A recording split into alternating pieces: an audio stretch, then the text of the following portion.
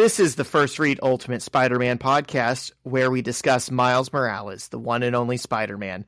My name is Zach, and I'm joined, as always, by my beautiful co-host, Johnny, the Magic Man Opat. Abracadabra, Zach. How we doing, man? Great. How about you? Doing good. Yeah, that came to me 2 seconds ago, and I love what it. did I say? It came to you like magic. Like magic. Yeah, so that's just what you're going to go by now. Perfect. I love that. Here's a fun fact about myself. I have always wanted to be good at magic and card tricks, and I've spent hours trying to get good at card tricks and sleight of hand, and my hands just don't operate that way. Like, I can't be sly with the cards. It's upsetting to me.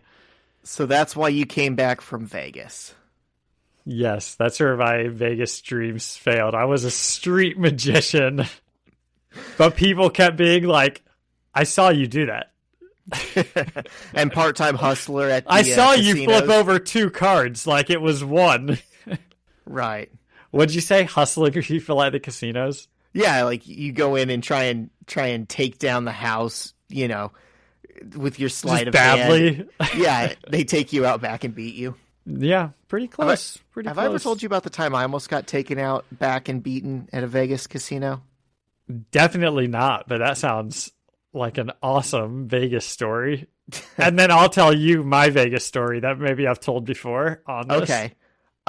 So several years ago, went to Vegas with some of my cousins, and we were driving on the interstate in an Uber, and we just passed a billboard that was says, this a gambling trip?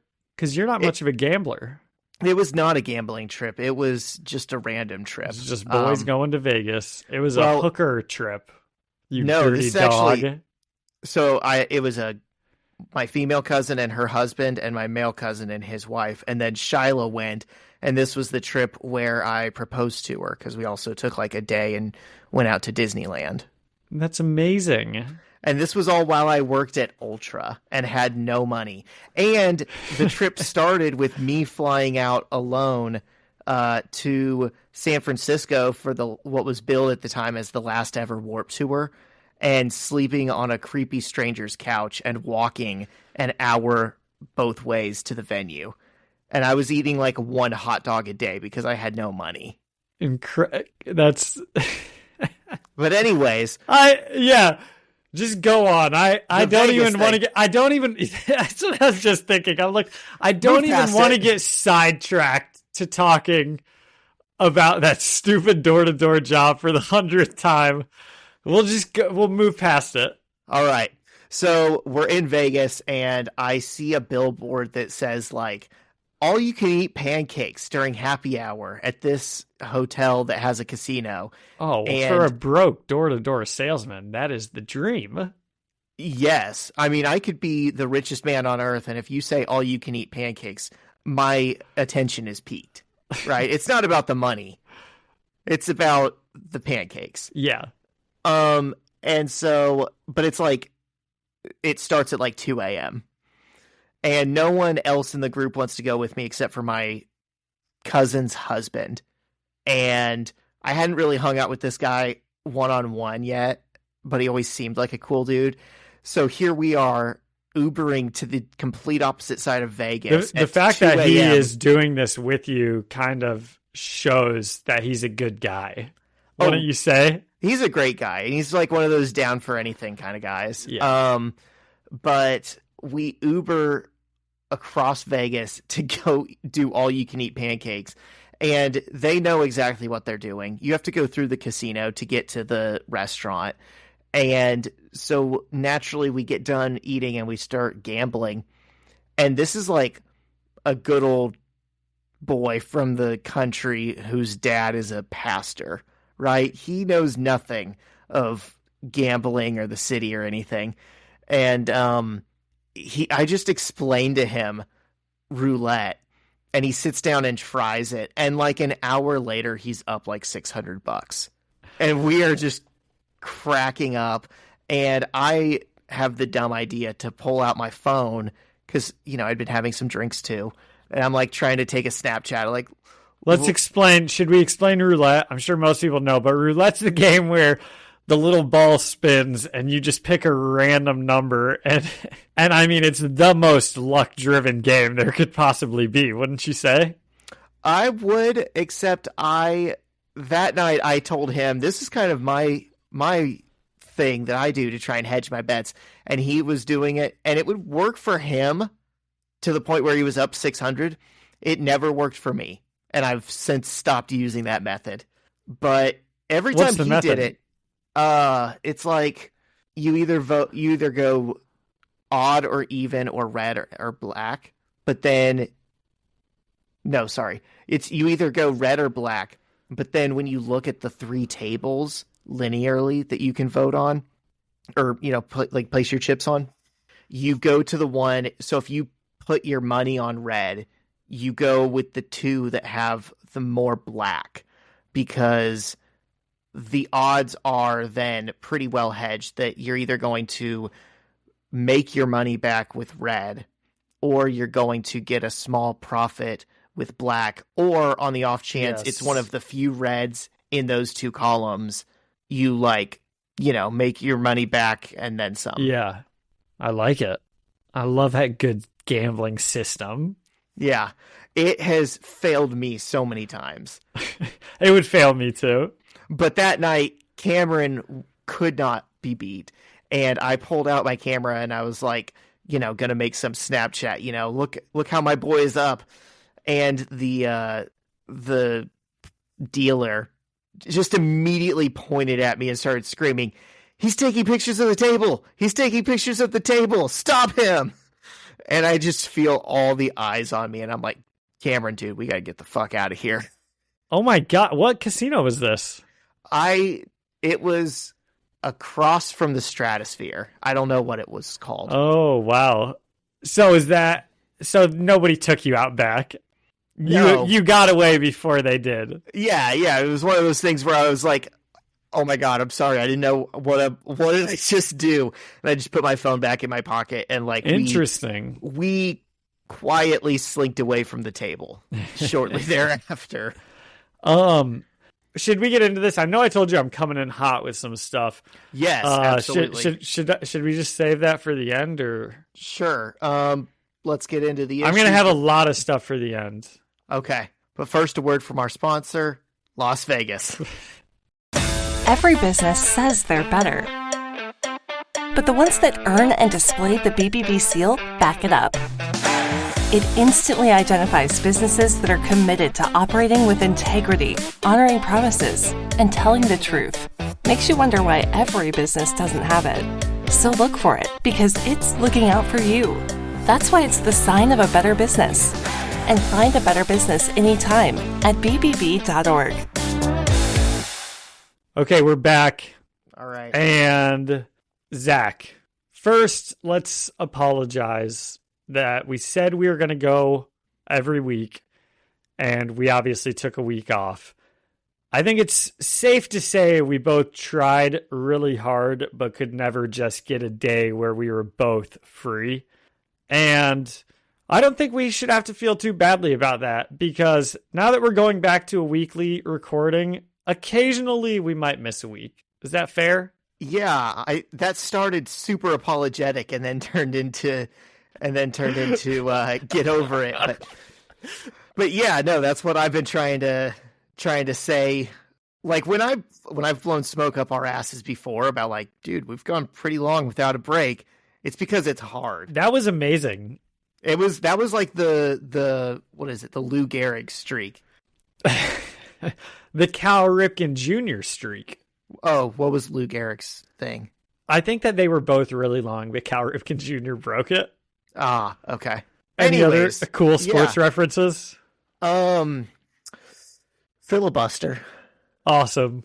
Okay, what are we doing this week? I've forgotten. You're going to be carrying us today. Oh, boy.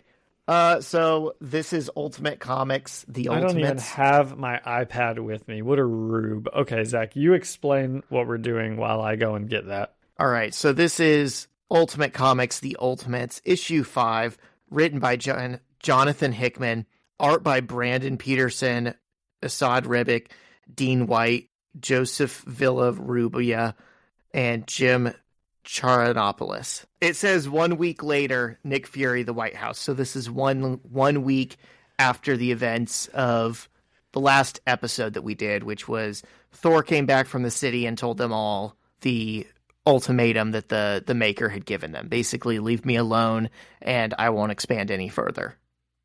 A good deal, as we said. Yes. So Nick Fury's at the White House and the chief of staff walks him in and is like, "You're late." And Fury's like, "I had an NSA briefing to protect the world. You'll forgive me." And he's like, "Fair enough." And they're talking about he'll see you now. And they're like playing coy. Like, I wonder who he is if Nick Fury's at the White House and getting greeted by the chief of staff. And it did a little bit bother me how like it took several pages for them to be like, "All right, he's in here." And then they opened the door to the Oval Office like it was supposed to be a reveal to us. Maybe the reveal is that it's like Barack Obama because it's a black president. But we don't even see that. We just see hands on a desk. But we see his hands. Maybe that's the reveal. I mean, I don't know, because you're right. It was pretty obvious that's who he was going to see. It reminded me of the scene in The West Wing where like someone is walking with them and they're like... the walk and talk. Yeah, they're doing a walk and talk in The West Wing and they're like, "Right through this door." And the guy's like, "That wall is curved." It's like, yeah, dude. It's because you're going into the Oval Office. You should have realized this when you came onto a show called The West Wing. When you went into the White House, you should have seen this coming to talk to the president. Oh gosh, I wonder if I'm going to be in the one room that everyone's ever in. Okay, so their walk and talk. Oh my God, they actually do have a walk and talk in this scene in the White House. Incredible. Aaron Sorkin would be proud. He might have influenced this. One thing they keep coming back to is like the economy is really bad. We tried to pause the stock market, but you can't pause it forever. Today's going to be the day that everything, goes to hell. And that's kind of interesting. That comes back later. And so Nick Fury's meeting with the president, and we see Tony Stark is on his private jet flying over the Atlantic. And he's also talking about the stocks. And his new Jarvis, whatever the guy's name is, Daniel or something, it doesn't matter. He's Jarvis now. Jarvis is like talking to him, and Tony Stark is looking at the stock market on a little hologram, and everything is red except for there's a few things still in the green. But they're also not that red. But I think that this is also just pre-market, like in this shot. Oh, because sure. Things are only like 1 or 2% down at the most. So that's not really that bad. I'm a big stocks guy, and 2%, the wind blows and a stock goes up or down 2%. Right. That's a good point. I wonder how much Jonathan Hickman knows about the stock market. Well, this is just pre-market, though, because in the next page, he says, like, let the bloodletting begin, and then I think it changes to... Then it changes to the market opens and you turn the page and now everything's like way down. Yeah. So I actually think that's like I think he knows a lot about the market, just based on seeing that was my first thought. When I saw this page, I'm like, oh, things aren't down too bad. And then you turn the page and it's like, and then I zoom in and they're down like 8, 9, 10%. And it's like, oh, that's actually really good by Hickman. It's a nice touch. I'm going to be honest, I didn't even pay attention to the actual numbers on the page. I just saw a bunch of red, and I was like, oh, that's what they're trying to tell us. Of course it's not. He's a better writer than that, and I'm glad I think it's for both. I think you don't have to read into it that much, and you'll still get the gist, right? Most things are in the red. But I do think that there's a little more there if you if you're a big stocks guy like myself, and right. You. With your Neo, which is way up. I have my one stock. If it dropped again, I mean, I'm sure it's still. I'm still positive, but it's still at like $6, whatever. Yeah, that's my price point. You had said something like time to sell and buy more shares when it drops again. And I was like, I should have. Absolutely not. It's never going to drop again. It's going to $100 a share, baby. You were right. Anyways, so Stark Industries is down, and Jarvis is like, you don't seem too bothered by that. And he's like, yeah, but look, our friends in the Kratos Club are up, 10 million% or something. I don't know. That's always how it is, Zach. Every time there's a war, everything goes down except for the weapons manufacturing. Yes. That probably says something about politics. Jonathan Hickman talking about politics in his comics? Never. That would not happen. No. I'm sure we won't see many examples of that moving forward. Do you remember these Kratos Club guys from the Fallout series? I did when Tony mentioned them, and I thought for about 10 seconds. And yeah, they're like Tony Stark had a twin brother who was in it, and now he's passed away, so now Tony's in it. So Gregory Stark was a different confusing thing that didn't need to happen. But yeah, after the brother thing, they came and found Tony, and they were like, join our club. We're evil capitalists. And so that's political. It is, yes. He says they killed hundreds of thousands of people for damned money. Killed them with something I built. Jarvis, a win is when we get to France and I beat some of these people to death. Now, you can tell Tony has gone through an arc because usually in his life, right, if Tony Stark is 55 years old, we could say for 52 years probably, he didn't really care if his things were killing a bunch of people. But now he seems to be against that. He's in a superhero era. Right. He's like, he built a nuke and he's like, well, damn, I didn't know anyone was going to use this to kill people. And I think what they're implying is that the Kratos Club was behind that conflict in South America. Yeah, it's really annoying that they even are just putting this into the story because we don't care about it, right? We always are just like, Hawkeye was doing some stuff in somewhere, and then there was another thing that happened elsewhere.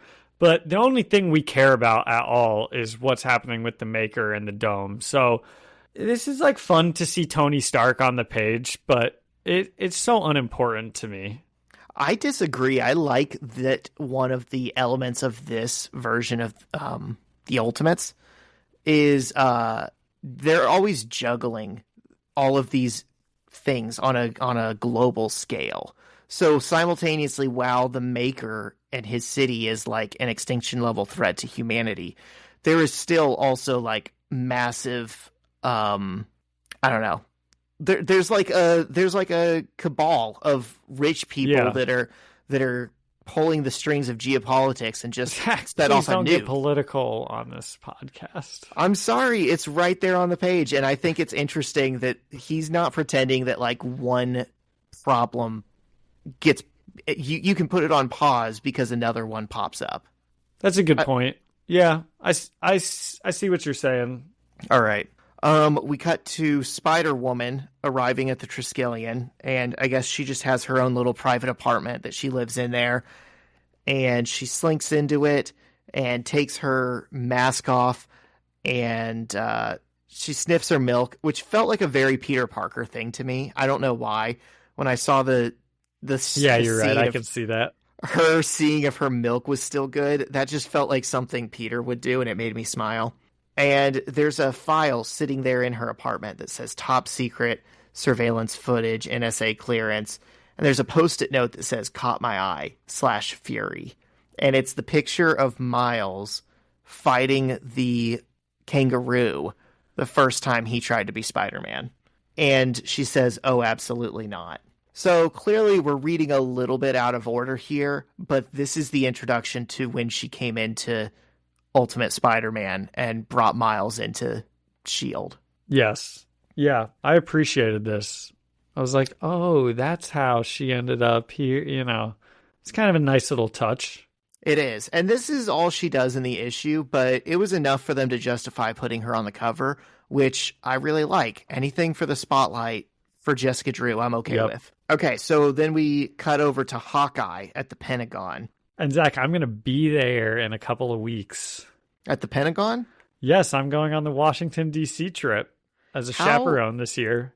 Far in do they let people? I don't know.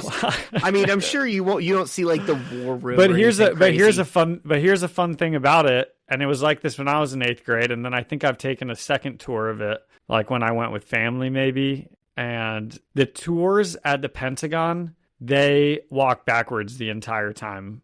The guy giving you the tour. Yeah, I think that's really cool. I think don't a lot of tour guides walk backwards? They do not turn around, Zach. I mean, they walk backwards the entire time. They do not look at where they're going the entire tour. Huh. You know, they're like soldier-like, kind of. I mean, it's not like, you know, they're not like soldiers like giving command, but like the way they do that is like they have been trained to do that. Interesting. I have to see if they still do it, but I remember that from when I was a kid. And it's just something that's always stuck with me. And I walk backwards a lot when I'm talking to the kids at the school and they comment on it. They're like, how do you walk backwards? And I'm like, it's just walking backwards, dude. Because I know where I'm going. Right. I've never been to DC. Can you believe that? I can't believe that. For how political you are, that's crazy.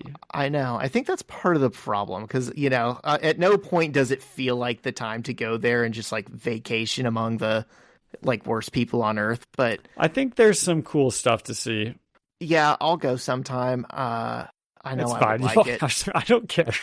Well, I like history. I like all that stuff. It seems like a cool place. Maybe next time I get the call to chaperone, probably like, 2 or 3 years. I'm sure once I go once, I'll just like be on the recurring rotation. I'll see if I can get an extra ticket for you. Oh, yeah. I have to have like a background check or something. Yeah, would you pass?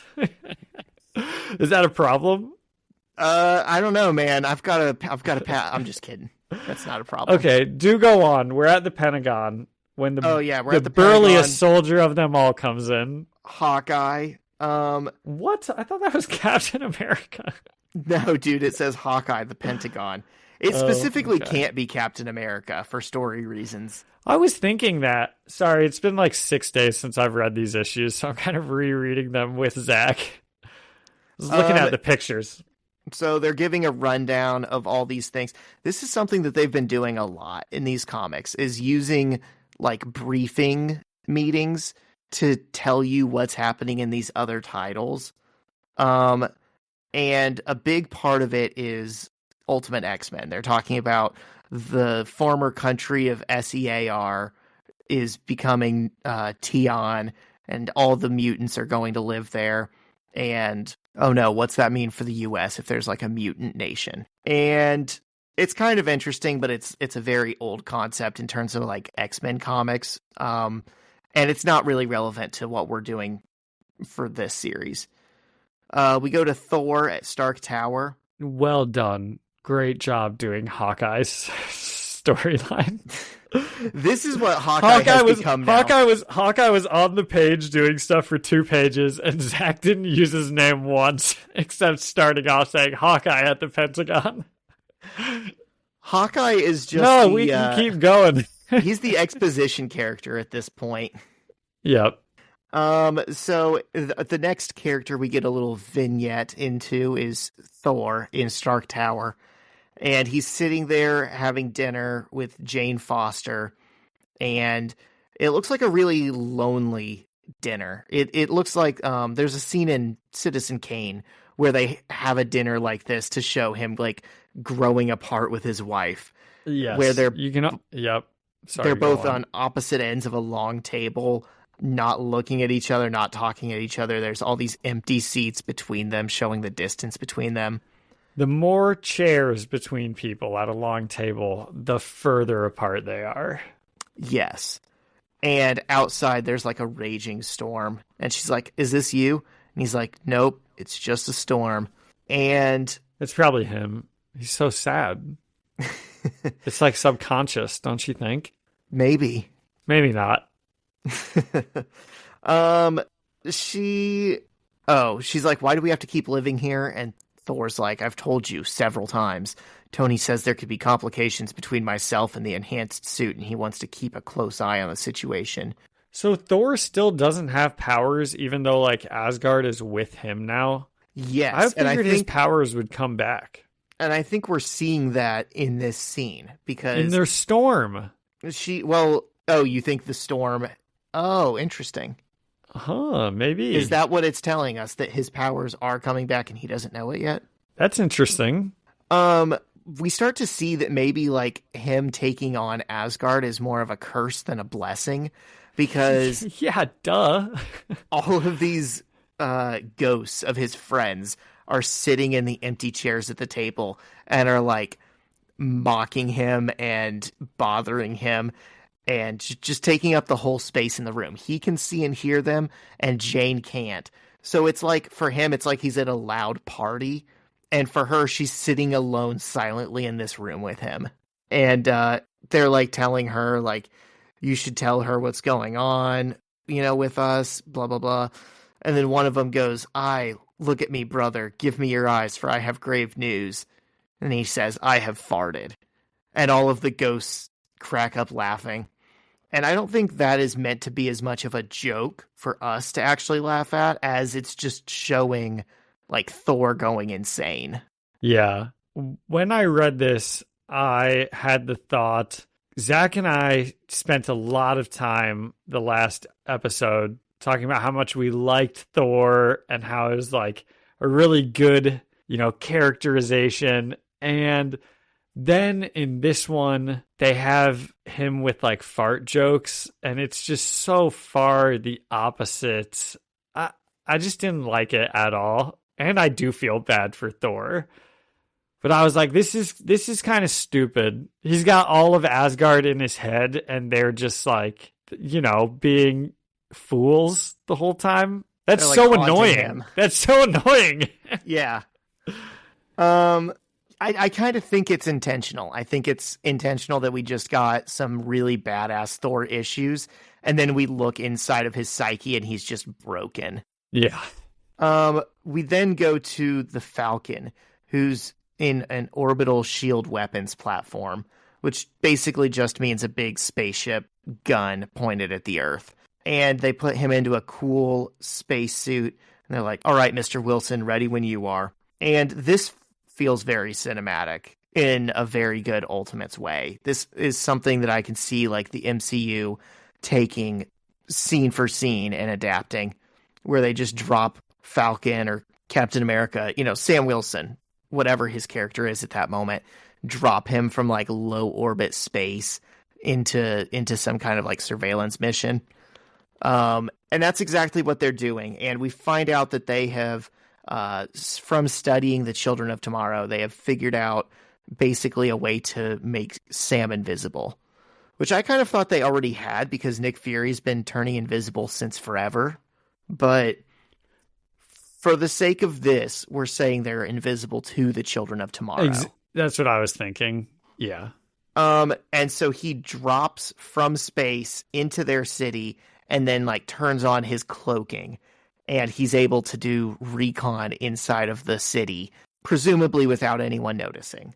And Nick Fury is like watching all of this happen back at whatever command center he's in, probably the Triskelion. And we see Sam flying through everything, and he stops and he starts to like do a log.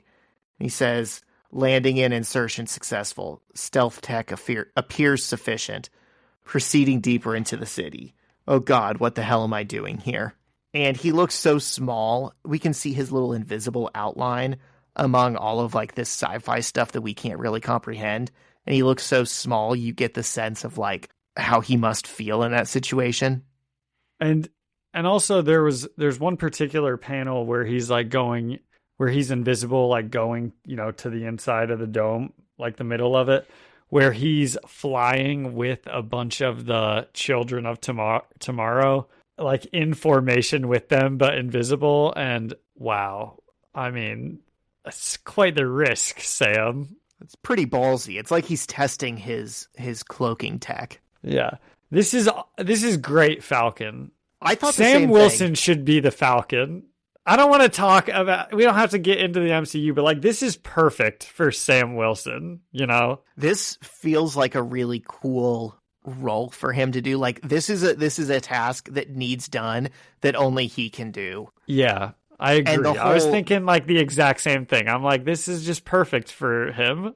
And the whole shooting him out of a space cannon to do it it's just like marvelously, well, yeah, of course that's a badass way to use this character. Why haven't we thought of that before? Yeah. Is this the first time we've seen him, or at least in like a pretty long time? Yeah, I think this is the first time we've seen him. He's really like coming in strong with this initial meeting. For his podcast debut, this is a good little snip. And it's not even a full issue. Like no one gets a full issue here. This is just his pages standing out. Yeah. So then we're back to what Nick Fury is doing, and he's in New Mexico on a helicopter, and he like gets dropped off in the middle of nowhere and tells the people stay here, and he starts climbing down some kind of rock formation, and he gets to someone who's like spit roasting some meat over a fire, and he goes, "So what's for breakfast, soldier?" And the person who's backlit says, "Well, for dinner I had a rattlesnake. For breakfast, it looks like more rattlesnake." And then Nick Fury says, someone should probably let you know that animal is on the endangered species list. But then again, aren't we all? And the person says, "It's good to see you, Nick. It's really good, but I'm not coming back." And then Nick says, "You have to, Steve. America needs its symbol, and I need my captain." Oh, what do you think he wants Captain America to do? I think he's out of options and he needs his best soldier. I don't know. I don't know if he has a plan, but I think he's like, surely no plan is better without Captain America. That's true. Yeah. What'd you think? This was a pretty good one. I think there's drawbacks to doing an entire issue that just bounces from character to character to character, but I think these are really good looks into some of these characters, and it shows that they each have a role in how the story is developing and different elements of it that are happening. I think it was well paced. I'm gonna give it an 8.5 out of 10.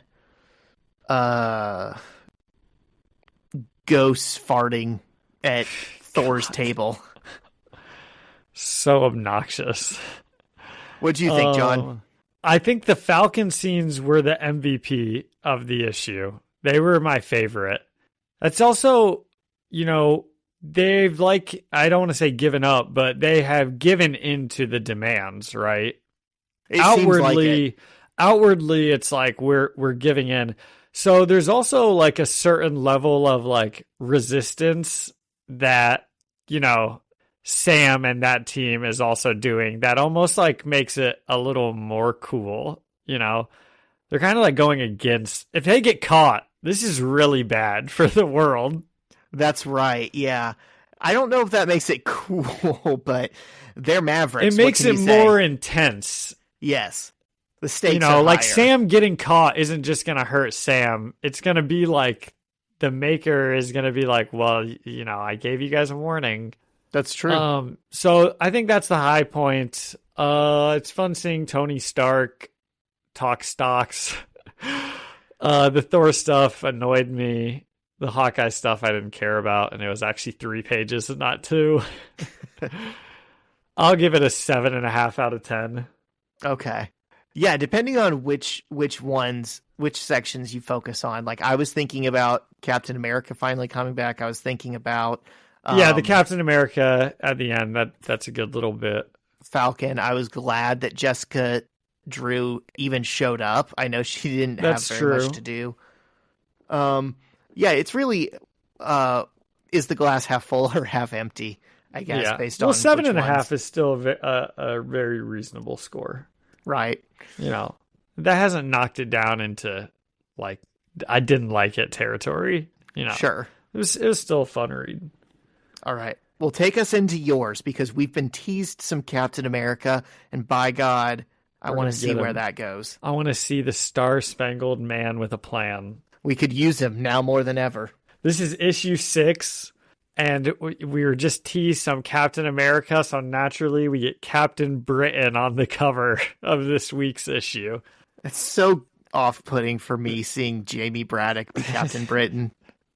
Why? Because if you like read Captain Britain or know anything of the 3 siblings, he is the one that should like never be Captain Britain. Well, that's just ultimate, isn't it, Zach? It is. This is written by Jonathan Hickman, art by Brandon Peterson, Esad Rebick, and Esad Rebick, colored by John Roche and Edgar Delgado, lettered by VC's Clayton Cowles, and that's it. So we're in New Mexico with Captain America and Nick Fury, and Nick is trying to convince Captain America to come back and help. Let's focus on a couple things. Zach said he's spit roasting stuff over the flames. That's awesome. He's also got some good coffee on the trail going, which is he's been doing this for weeks. Obviously, he's got like an old timey kettle. He looks like a 49er. Do you think he loves this? Oh, he's thriving. So Captain America's like, I've seen what they said on the news, but tell me what happens. And Nick really quickly is like, oh, besides this random stuff that nobody cares about that Hawkeye's involved in, well, our old friend Reed Richards created a Darwin bubble.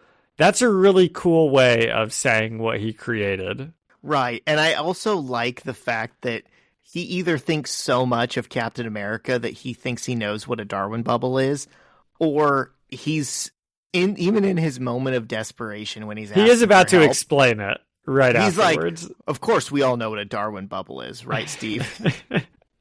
He's like he's like trying to neg him a little bit. A little bit, yeah. He says, our old friend Reed Richards created a Darwin bubble. He accelerated the evolution of generations of humans and brought a future city back to his past, to the here and now. When was the theory of evolution presented? Would Captain America even know what this is? Definitely. Like 1800s. Well, maybe they do. They might not have been teaching it back when he was in school. Okay, we won't get too hung up on it. They would have taught it. He knows. Okay. He knows what evolution is. Okay. He says, they destroyed Western Europe and we lost almost half our fleet. It's as bad as it gets. We have no solutions. And Cap, I imagine he says this as he sighs. And he says, Reed Richards, we should have done things differently. What is it they say about children being a perfect reflection of their parents? This is our fault. This is a man who's had a lot of time to reflect on his mistakes. Yeah. You think Spider-Man's death had to do with him going out and being a nomad? I think that is exactly why he's doing this. I think it broke him, seeing himself as the reason that Peter died and trying to reach out to Aunt May at the funeral and her slapping him. I think it broke him. Yeah, I think you're right. And Steve says, what's Tony's take? And Nick says he's building something. I'm guessing a strangely convincing, weirdly hot robot companion / scotch dispenser. And Captain America laughs and says, you're probably right. It's funny stuff. These two have a little bit of banter. And Captain America stands up and throws up his arms and says, still, I don't understand, Nick. At the end of the day, I'm faster and stronger and more resilient. And tactically, I've always been a straight-ahead kind of guy. But beyond telling you to drop the Hulk into the middle of the city and see what happens, I'm not sure what I offer. And Nick says, well, no lie, I do like the way that Hulk thing sounds, but I actually need you to do... I'm sorry, he says, but I don't actually need you to do anything. I need what you represent. We don't have to sit and talk about every single page, but this is a Captain America who, he's right. What can he do here? You know? Isn't but that we even like sort that? Do you like a Captain America that even admits that or thinks that way? Well, we haven't got to the end of the conversation to where I think he actually really you get what he's really saying, you know.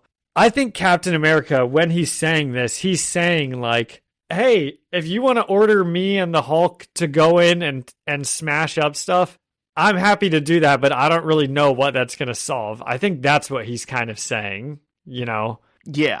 Well, I think he knows that that's not a real option. Yeah. That's what him and Nick are both agreeing to, is, hey, we can't punch our way out of this. Yeah. And so Steve says, or Nick says, I don't need you to do anything. I just need what you represent. And Nick says, Steve, the problem is the president. We're facing enemies we can't defeat. It's just not going to happen. But the president's demanding action, and people are going to die because of it. If you were to publicly come out against, and Steve stops him and says, stop talking. And he looks into the fire and says, Nick, you should leave. And Nick's Fury says something has to be done. And Captain America still turned away, looking into the fire. He says, I have so much blood on my hands, they'll never be clean. But I've made peace by believing that the things I've done have been for the greater good. So make no mistake, while I'm a murderer, I'm not a traitor. And Nick says, Steve, if we don't do this, then... And Steve says, find another way. And Nick Fury says, and if there isn't one? And Steve says, then find someone else. Do you remember our conversation about Captain America, either last episode or 2 issues ago, about what he would do, what we thought he would do in this situation, because he wasn't showing up? What did we land on? That he would be leading, like, the resistance? Yeah, I think we landed on that he would not let Reed Richards stay there. He would, he would go down fighting. Yes. And that's basically exactly what he's saying now. He's like, I'm willing to go in and punch stuff, but I'm not going to say it's okay for this guy to come here and take and kill all these people and then nothing can be done about it. That's like a step too far for his morality. Even though they both agree it is like the only thing, it's the best thing to do, but it's not the moral thing to do. Interesting. I love me some Captain America. I took it the complete other way, where the president is demanding action and a lot of good people are going to die because of it. I think the president is like gonna say we need to fight against the children of tomorrow. I think so. Yeah. And Nick Fury is trying to tell Captain America, don't let them do this because people are gonna die. Yeah, he's saying if you were to come out against that and say, no, we just need to do nothing, then that might stop the president. And Captain America's like, no, I'm not willing to do that. Like, he thinks the president's right, even though he knows they can't win. If he were in charge, that's what they'd be doing. Yeah. I don't like that. I love it. He's just Zach, we don't trade lives. Okay? Well, exactly. So let's The Maker is doing something wrong and we've got to go give him a good what for. I guess. Hoorah. Let's do it. So we're at the Kratos Club and Tony Stark is there and he's with all these other guys and he's like, you guys used my tech to kill all those people. And the Kratos Club guys, they're kind of assured of themselves, and they're like, well, of course we did. We weren't trying to hurt you, Tony. That was completely, it was your fault you were there. So Tony says 100,000 people were killed and one of them says, well, your people just killed 27 million. And he's like, it's not my fault, I know, Tony. I hacked into the NSA Pentagon things, and how do you think people are going to react when they find out that you and all your superhero friends were the ones that caused everything in Europe? And then they're like, and don't even worry about it, because with the global market crash, blah, blah, blah, blah, blah, and we used to control 1.7%, and now we control like 10% of all the wealth in the world, so you're welcome. And Tony Stark's like, okay, well, I don't know. There's nothing that can be done here. That's kind of the end of it, right? They're just like, we're all richer. And that's like the end of the scene. Tony's not happy about it, but I bet he's like a little happy about it inside. At the end of the day, he's way richer. Yeah. So back in Captain Britain's manor, he's just because I've said it for 2 episodes in a row. Sometimes he's drawn and it looks like he's not wearing any pants. And he is toasting that boy to is cheeked up. He doesn't skip leg day. I think Genuinely that's certain. Might be a top 2 ass in the Ultimate Universe. And right up there with a lot Elektra. of good asses. I think it's him and Elektra, and I think he's not number 2. So Captain Britain is in a bedroom with someone who is like connected to tubes, and that's the original Captain Britain, his brother Brian Braddock. What happened to him? Did he get hurt by the Children of Tomorrow right away? No, he was in Ultimatum. Ah, okay. He like drowned off page or something. Okay, but he's still alive. And Jamie says, "Get better soon, Brian. When you are, we'll defile the sky together." And I don't like that. I wish he had said that a different way. I did kind of like the little monologue he gives before that, where he's looking out a window. It's so melodramatic. He says, "It should be raining." Not to match a mood or anything, mind you. I can't do a British accent. Yes, you can. You're crushing. It should be raining, not to match a mood, mind you, or any other melancholic reason, but because it would be fitting. Do you remember? It was absolutely pissing rain the day our bastard father completed the prototypes of these suits. That we could use to just fly away was simple justice. A toast to you, brother, with father's very best scotch. So these guys are powered by suits. Yes, I don't like this. I don't like that either. There is already a canonical multiversal reason why Captain Britain has his powers, and it has to deal with Merlin and Roma and Otherworld and the Captain Britain Corps and the multiversal energy emanating specifically from the British Isles. And that's part of what makes him fun, is how just weird and campy he is. And I don't like that this is just their dad worked on some skin-tight suits and so they can fly. Yeah. And as Jamie is leaving, his dad, who is in the house also, says, "I hope you said goodbye, Jamie." And he's like, "Oh, tell him goodbye for me. I'll see him when I get back." And his dad's like, you don't have much time. And then they get into an argument because his dad says, "There was no way to know the first versions of the suit would cause." And Jamie interrupts him and says, "You did this." And his dad's like, "Yes, I did this. I needed to do this." And Jamie says, "If he dies, the first thing I will do will be sending you to join him. You did this, you cursed bastard. He was my brother." And so the suits are, I guess, hurting them also. That's that's why he's there. Not from Ultimatum, it would seem, but unless he's saying, like, because you gave him the super powered suit, he's in the situation that is now killing him.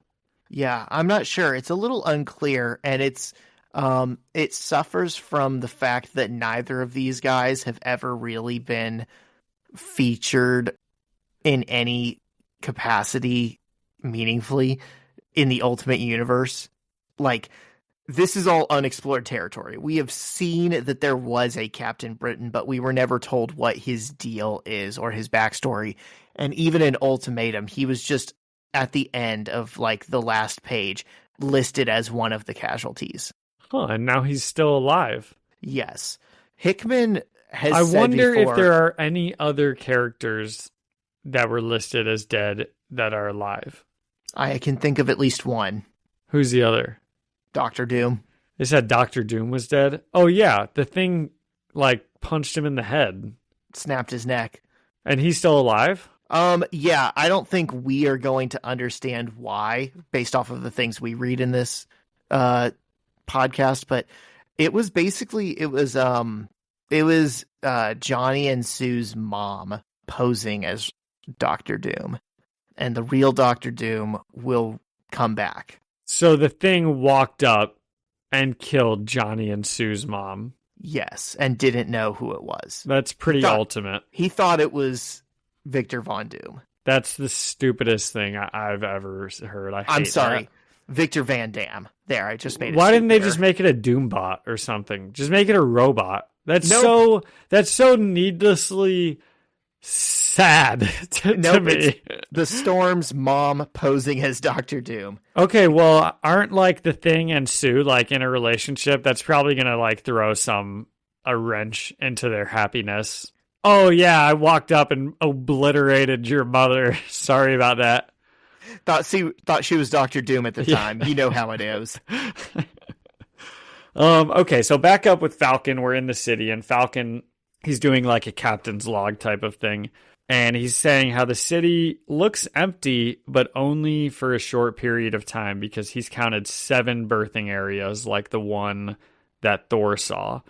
And as he entered the dome, we can see that the computer says, Maker, I'm detecting, something, the micro level, whatever. You were correct to implement new security protocols. And right then, Sam, who's still invisible, gets shocked out of the air. And the Maker says, of course I was. In the last 1,000 years, when have I not been?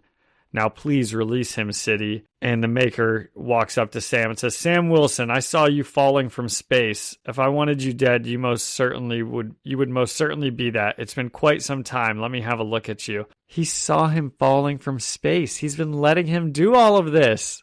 Dude, Reed Richards he's kind of a badass. I like how scary he's allowed to be here. Yeah. Like, they really aren't saving back the ability to redeem him. That was kind of gone. Really, the second he killed his own family, but definitely since the events of this series have started, he works way better as a villain than as a hero to the point where there will never be another good Ultimate Universe Reed Richards. And they're not showing very many weaknesses. He's been pretty far one step ahead of all these guys constantly. Yes. I mean, everything our side is doing, he's like allowing them to do. Which is like a good villain. That's like what Palpatine does in the prequels, Yeah. And Sam's like, how could you have seen me? Blah, blah, blah. And Reed says, since we lowered the walls for the city to begin its expansion, I've been monitoring our external environment, computer networks, and of course, any objects circling the sky above us. I like to keep an eye on any possible irritants. And he says, see, what you have to understand is the children watch over the city. I watch over the world. And Sam says, he kind of couldn't believe that it was actually Reed. And he says, my God, that's really you, isn't it? How are you alive, Reed? And Reed says, longevity is a side effect of my enhanced ability. I've lacked an entropy-based natural decaying biology since my transformation. Only through great violence has my death been a possibility. No, my crossover the past millennium has been evolution. I've had to go through painful lengths to expand my intellect so I could stay ahead of my perfect children. And he puts his helmet down and we see that he's like made himself into a cone head type of person. And he says, imagine the smartest Neanderthal to ever live being faced with the simplest of modern men. What good would he be? Which brings us to your problem, Sam. It's kind of an interesting way to think about it because Reed was always the smartest man on Earth, but his children would have, if you put them on Earth, any of them would probably be much smarter than he was back then, Right. And he, instead of Dude, how are we going to get rid of all these guys? There's like 1 million of the smartest people on the planet, and they're all like super villainous. Yes. Yeah. And I think it speaks to how villainous Reed is that, like, instead of saying, oh, in the interest of science, I'm going to create the most intelligent people ever who are even smarter than me, and they're going to build a perfect society, he had to stay ahead of them so that he could use them as his pawns. He at no point intended on this being like an altruistic endeavor. He's a good villain. He is a good villain. I also think this is one of the comics where its strength is its weakness, which is the heroes are going to have to win somehow. And then we're going to have to he just said how, right? He said the words, only through great violence is my death possible. So that should send some alarm bells off. We just have to murder him. Sure. We just got to punch him as hard as we can for as long as we can. Drop a Hulk and a Captain America into the city. Exactly. It's the problem with the Maker is when you tell this first story of him, he's the coolest character you've ever had. Every time you bring him back and you let them beat him again, it just gets a little bit like, what am I trying to say? Like, yeah, I think it takes away from him. Yeah, every time he loses. Yeah, it's getting marginally like a little bit less frightening every time. Well, this is still the first story, really. I mean, they've sort of beat him when they like randomly found him off in the negative zone, but that wasn't really this, you know. So, I mean, he hasn't lost yet. I know that somehow, I know in the current Ultimate Universe, you know, this is like a follow-up to the story. It's not the same story, though. We're not like reading that story, right? Not yet.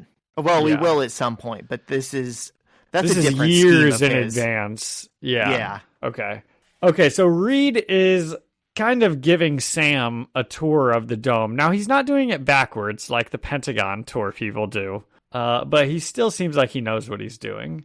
And Sam says, "Is this the part where you remind me what a monster you've become?" And Reed says, "You sound like them, Sam. Don't do that. Fury, Thor, Captain America, the heroes that tried to kill me, all they understand is the fist. You're a scientist first. You should understand what you're going to be looking at. I'm going to give you, only you, free reign of the city. Come and go as you like. Observe, report, discover."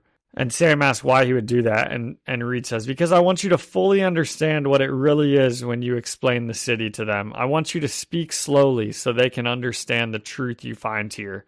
That this is the future, and that humanity, as is in the here and now, cannot catch up. And you're just so damn sure that's the conclusion I'll reach," Sam says to him. And Reed says, "This road only leads to one destination, my friend. It's going to be important for world leaders to stand up and guide their people in the coming days. It's going to take a paradigm shift in thinking, the creation of a communal coping mechanism. How else will mankind find the grace to manage its own extinction spiral?" Reed, to me, seems like he genuinely does just want to live in this little dome, in this little area. I mean, I don't know what his end game would be doing that. Like, he'll get bored eventually. But for now, that's what he seems like he wants. Well, I think he got bored the second he lowered the walls and brought it back into the real world. I mean, he did that for a reason. He could have lived inside the ball forever. And at some point, he decided they had to expand it. And despite whatever he tells the world, at some point, he's probably going to want to expand again. Yeah. He has some reason that he wants them to be aware of what he's doing. He's in love with Pretty Sue Storm. If only she'll see what I've built. In my weird head. Back at the Triskelion, the Ultimates are, they're catching up with Nick Fury. And he's going to talk to Clint for a little bit. And Clint asks if he gave Captain America his shield back. And Nick says, "Surprise, surprise." He said no, all offended like. And Nick asks if they've heard anything from Sam. And Clint says, "No, the man's either dead or in deep." Nick and Clint are kind of looking at the big screen. And Clint is like, "Okay, I've been running some simulations, Fury. And you know in chess when you don't have any moves left and you find yourself in a condition called checkmate?" And Fury says, "Yeah." And Clint says, "Well, we're past that. We're to the point where you kick the board off the table." And Fury says, "We cannot win and we have no moves. And if I told you to change the game, rewrite the rules?" And Clint says, "That changes things. Then we have options." And he clicks the screen over and we see some new superheroes on the screen. This is where, if this was a movie, we'd like get the Avengers theme teased in there. Da-da-da, da-da-da, da-da. Except it's not the Avengers. It's Jean Grey, who is a powerhouse, and then 3 people I've never heard of, and Liz Allen, who is a high schooler that was like the 5th best superhero in the comic book we already read. She was the 5th best superhero in her high school, and we've got her. It's fantastic. You know the dead Spider-Man? Yeah. She went to some classes with him. Look out. But the other people are Quan Yin, Shen Yin, and Derek Morgan. Should we know who these people are? Is one of those guys Ghost Rider? Maybe. Derek Morgan. I can't think of who that is. But the other 2 are Zorn. Oh, okay. The other 2 are Zorn? Yeah. AKA Zorn with an X, AKA Zorn with a Z. Okay, I don't know who those people are. Are they worth discussing? They are too confusing. Derek Morgan, fictional character from CBS crime drama Criminal Minds, portrayed by Shamar Moore. What? Oh, now we've got him. Now Reed is in trouble. Shamar Moore is coming for him? And that's crazy. And also on the screen, though, is like a big circle on an island called Tian. And it says current metahuman population, 217,700. So we're going to drop a bunch of metahumans in. I like this plan. And Nick says, okay, I'm sure you've game planned it, so assemble a team very quietly, starting now and ending before we have to kick the board off the table. And he says, I'm going to get a few hours of sleep. You know where to find me if you need anything. And Hawkeye says, on it, sir. Elsewhere, we're in Black Widow's apartment, and her baby is crying. And she goes in to pick him up. I like how all these people just live full-time in the Triskelion. Is that the Triskelion? Yes. Oh, okay. That is kind of cool. It's like the Avengers Tower. And Black Widow's walking around in her underwear. It just is what it is, right? She was sleeping. She's got the second best butt we've seen in this issue. That's true. And she picks up her baby and she looks out the window and she says, I know it's scary at night. You wake up and everyone you love is gone. I get it. This is a scary place, the world we have. But you don't need to worry, baby, because mommy's always going to be here. No bad dreams, no bad guys, no anyone is ever going to keep me away.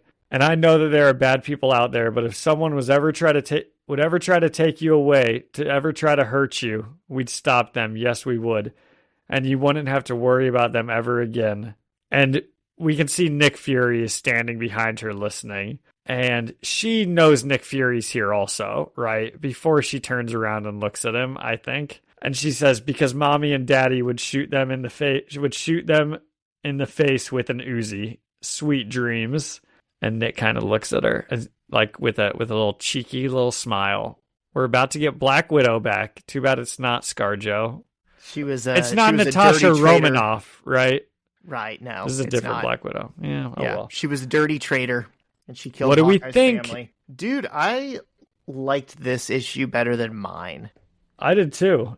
The stuff with the Maker and Sam Wilson, that was great. Definitely great. We got some pretty bad Captain Britain lore, which is the best kind of Captain Britain lore. I was going to say that was the weakest part of this issue. That and the Tony Stark Kratos club meeting was pretty bad, but it was only like 2 or 3 pages. So hey, they're taking the bourgeois to task. We're saying are everything they? is. Are they? They made a lot of money in this issue. It's nothing bad happened. Tony was like, I'm going to go and kill these guys in cold blood. And they're just he just caves immediately, right? He's like, okay, wow, 10%. Wow, okay. I guess you had your reasons. I came in thinking we were at like 2 or 3%. My God. Yeah, well, it's just a good little... There's a very intentional anti-capitalist message when you dedicate 1, 2, 3 pages. It's 3 pages, but it's a ton of text on those 3 pages. You can tell Hickman wanted to write a whole issue about this, and he just kind of had to cram it in there. Yeah. The Captain America stuff, I'm not going to lie. Okay, so you think all of that was a good Captain America scene? Yes, I think it's exactly what we said Captain America would say 2 weeks ago. I don't think it is, because he's not actually doing anything. There's no praxis behind his words. He's living out in the desert doing nothing. To me, this feels like Luke Skywalker at the beginning of The Last Jedi when Rey hands him his lightsaber and he just kind of tosses it. And he's like, I'm more interested in drinking straight from the nipple of this hideous alien. I don't care about your wars and conflicts. I'm retired. That's kind of what it feels like to me. Maybe, I guess, yeah, we said he'd be like leading a revolution. This is the furthest from that. I don't know if it is, because I think if Nick Fury said we're gonna go and fight, he would be in, you know. So he just doesn't want to speak out against the president. No, he doesn't want to say it's okay to do nothing. That's what speaking out against the president is saying, like, we're okay with this situation. It just is what it is. So I think he's still on the side that we were saying. That. I think he's just waiting to be part of a team, and maybe we would like it more if he was forming the team to fight. But I think he's more just like, if they want to fight, I'll give them a fight, but otherwise I'm going to make my beans and coffee out here on the trail. Now, John, imagine that's your franchise quarterback with that kind of attitude. You'd say, run this guy out of town. No, you should be the one forming the team. You should be the one giving the pep talk. But with how hopeless it is, it's more like imagining my 8th grade quarterback playing the Dallas Cowboys. He's like, if you guys want me to play, I guess I'll play. But man, I'm happy to sit this one out. We can't win, so I think that's kind of what it is. But you're right. He probably shouldn't be. I mean, he's Captain America. He probably shouldn't be like totally on the bench. But I have a feeling that he is going to come back in. Now that Fury's putting together a team, I have no doubt that Captain America will be the one leading it. All right. Nice. But we'll see. We'll come back to that comment. Do you have any other? Well, I have a perfect rating scale for us. Okay. I liked all the parts you said. The parts we talked about that weren't as good, we already talked about. Yeah, this was a pretty good one. I'm gonna give this one a 9 out of 10. Percents richer. The global cabal of capitalists that control the entire world are. I'm also going to give a 9 out of 10% to our fearless, loving, benevolent overlords. I love that. Yep. Okay. What are we doing next week? Can we just stay on this? I was about to say, dude, we got to get back to some Spider-Man. If you wanna stick to Ultimates, I guess next week we can do Ultimates number 7 and 8. Well, I don't want to force us to do that. We can go back into Miles Morales. We've been off him for a while, but I do feel like once we're in how long is this run? I feel like once we're in a story, we should finish it. 12 issues, so we're halfway there. We could do 3. We could do 3 over the next 2 weeks. You want to go back to 3 issues? I was only thinking it for these 2 weeks, but we could also let's do 2. We'll just do 2. Okay. I don't want to do 3. Okay, let's do 7 and 8. All right. I like it. So next week we're getting into Ultimate Comics Ultimates 7 and 8. Yes. And if you are listening to this and you're like, man, I really wish they'd go back into Miles Morales, feel free to write in. We take that type of criticism, constructive criticism, seriously. Yes. Okay, what else do we have, Zach? I know you came in with a lot of stuff. Let's hear what you got. Well, I did come in with a lot of stuff. I don't know. It felt like I was more coming in hot right after it happened. But oh no, was it the bets? Was it how Johnny Betts is doing? No, I was going to do that next. Oh no, I actually had a date tonight, Zach. Ooh, nice. How'd that go? Well, it went well enough that I was like, I'm going to talk to Zach about this on the podcast. So it went reasonably well. There are like a million reasons why it won't end up working out long term, but I don't know. It was our second or third date, depending on how you just classify hanging out. And we went and made some candles. I got my candle right here. Smells pretty nice. What's the scent? It has like 4 things in it. It's kind of like a fruity, citrusy one. That's like always what I end up making. I just like those smells. But it's got like some apple, some different types of apple, some hops, I'm trying to think. I think it was one more thing, but I can't remember what it is. But anyway, something like that. But It's pretty good. So that was fun. So anyway, there you go. Right on, man. Shyla has been saying we need to start doing more dates, and I'm like, shit, I don't know what to do. And now you just inspired me. We're gonna like make candles together. Making sometime. candles fun. The first thing that this woman and I did together, where we did a wine and canvas just on YouTube. We like followed a Bob Ross painting, and that was pretty fun. That is so. Really there you fun. go. There's some fun date ideas, Zach. Good. And you get a souvenir out of them. I'm always so bad at choosing date ideas. It's always like dinner and a movie, or we can just go on a walk. That's fun too. Those are both great ideas. Those are the only ideas I ever have, though. So it's a good thing that you just mentioned two more. That it's like, oh, obviously a woman would like that. Or you can go apple picking. Women like that too. Yeah, I hear that's a big one. Okay, that's what I was coming in hot with. I probably had more to say about, I just got home like 20 minutes before we hopped on and recorded. So, maybe if we had got to it at the beginning, we would have got a little more info, but now it's been a couple hours. Gotcha. Okay, you want to hear about Johnny Betts? How is Johnny Betts faring so far? So, today is the first Sunday of the NFL season. It's 11 o'clock at night. So 15 of the 16 games for the NFL season have now taken place. And if you followed the last couple episodes, you would know that the Illinois win season total is a big bet on this podcast for the year. And we're doing this kicking prop bet where we're taking the over on every single longest field goal in the game. Every single game, every single week, we're going to take the over because the kicking balls are different. You remember, Zach, right? Of course. They can start working them 3 days in advance now. So, which one do you want to do first, the kicking bets or the Illinois bets? Let's do kicking.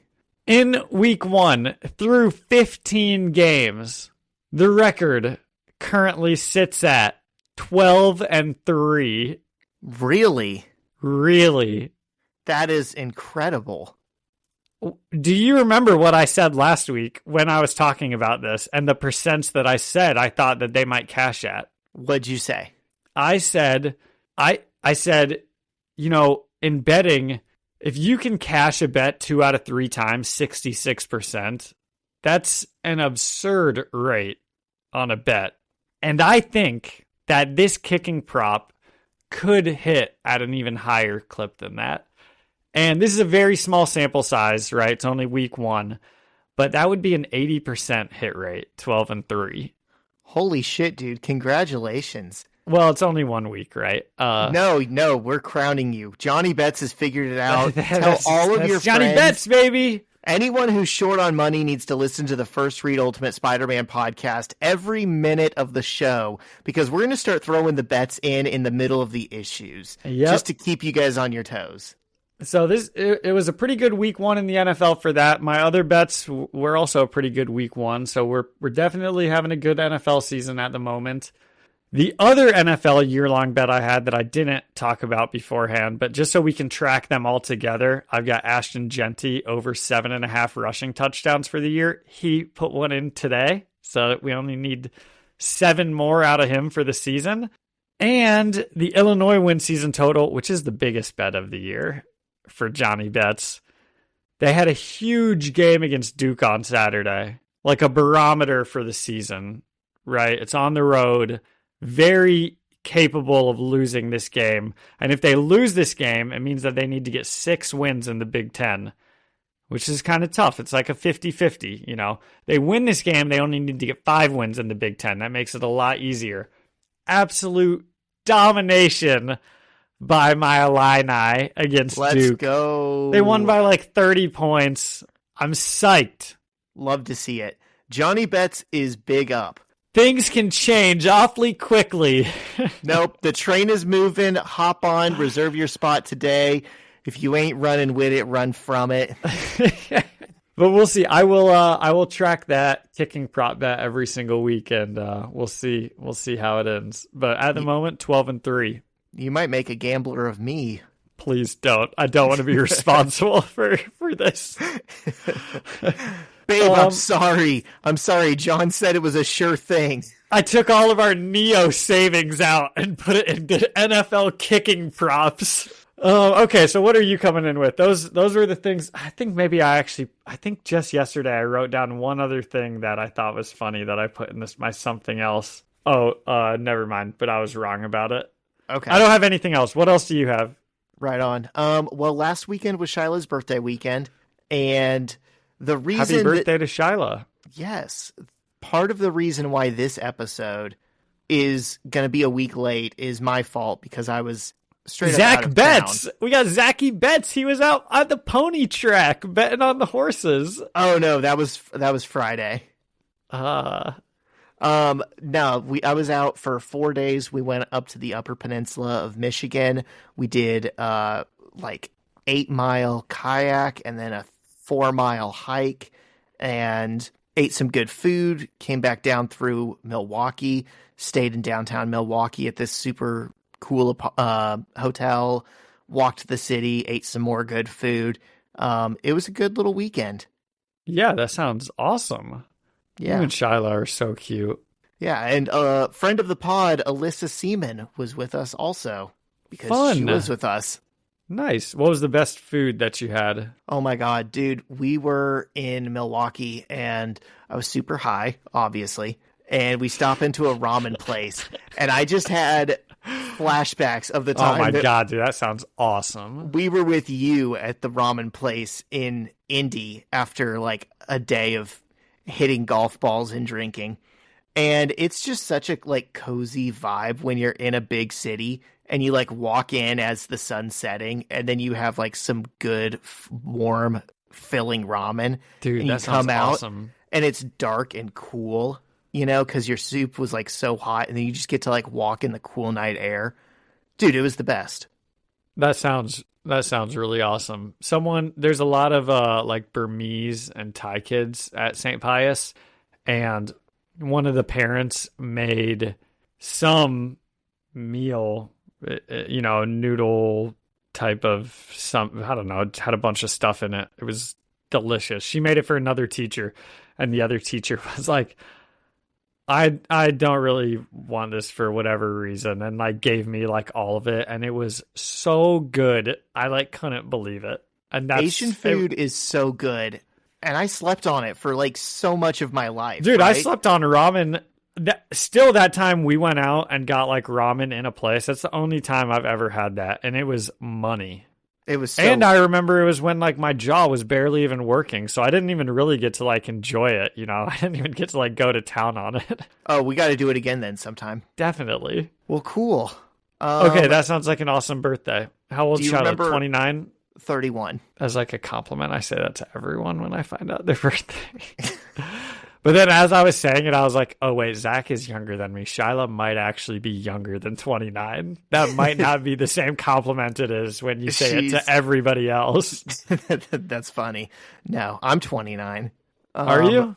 Yeah. Dude, yeah, right. Yeah, so am I. I'm 29 for the 5th year now. Right. Perpetually. That's funny. Okay, I've got another insane person thing that you can tell me, and then we can leave it on that, okay? Okay. So, when you are using the bathroom at your house, when you, Shyla, and Alyssa are going to the restroom, when you're done, what is, like, how many seats are down? I'm sure the seat is down, but is the cover down also, or is the cover up? We put the cover down because of the cats. Because theoretically, if a cat gets in the bathroom, they might try and jump up there and then fall in the bowl. And they could fall in. That makes sense. Dude, I always put the cover down. I think it's crazy to leave the cover up when you are done using a restroom. I think that's absurd. And every single one of my friends leaves the cover up. And I can always tell when someone's in my house, even if I didn't like know that they used the restroom, I'll walk into a bathroom and the cover will be up. And I'm like, oh, that's right. The X person was in my house yesterday. Did you know when you flush the toilet and the cover's up, all the little particles fly up everywhere in the bathroom? Oh, well, that wasn't my concern at all. I was just thinking about the cats. But that's crazy. How could you not? I mean, that I'll like common flush sense? and then close the thing. I guess I've never I can't By your remember logic- the last time I flushed the toilet without shutting the cover. Okay. So maybe I am one of those disgusting people that's just throwing my particles everywhere. At least you're not leaving it up though, because I think that's also just gross. I think that's a bad sight to see, walking into a bathroom and seeing their poopy toilet bowl. Even if it's not poopy, you know it is though. We all know what happens there. This is something I feel strongly about, and I think I feel so strongly about it because I am like the only person that cares about this. You care about it so much. You've texted me before, and you're like, Zach, in your infinite attempts to like be gracious or something, you were like, did you leave the toilet bowl up? No, that's not what I house? texted. That's not what I texted you, but I said, did you put the toilet paper on the roll? Oh, that's what it was. Because that was like, dude, I didn't touch your toilet paper. Because also in the downstairs bathroom that people use a lot when they come over, it's the one that they use, is I can't put the toilet paper on the roll because the cats will bat it down, and the next time I walk in there will be a roll of toilet paper unwound on the ground. And sometimes people come in and they think that they're being helpful, and they're like, oh, you must not have the toilet paper roll on. And they put the toilet paper roll on, and I'm like, oh, some good Samaritan just wasted the toilet paper roll. I know this is great potting content and what everyone came here for, but I'll just say this one We're at the end of the episode. That's They've gotten right. what they came for. Yeah. I have a problem in my house where we have an air vent right beneath my toilet paper holder. That's like bad design. If I was an architect, I would never do that. But someone else built the house, and so my cats have like the easiest get out of jail free card when they fuck with the toilet paper and like, unroll it. It legitimately could have just been the air vent blowing it and making it roll very slowly. And the only reason we can tell when it's the cats is like sometimes there'll be teeth marks. But again, Yeah, it's all clawed up. did they do that once it was already unrolled? Or did That's they true. doing that unroll it?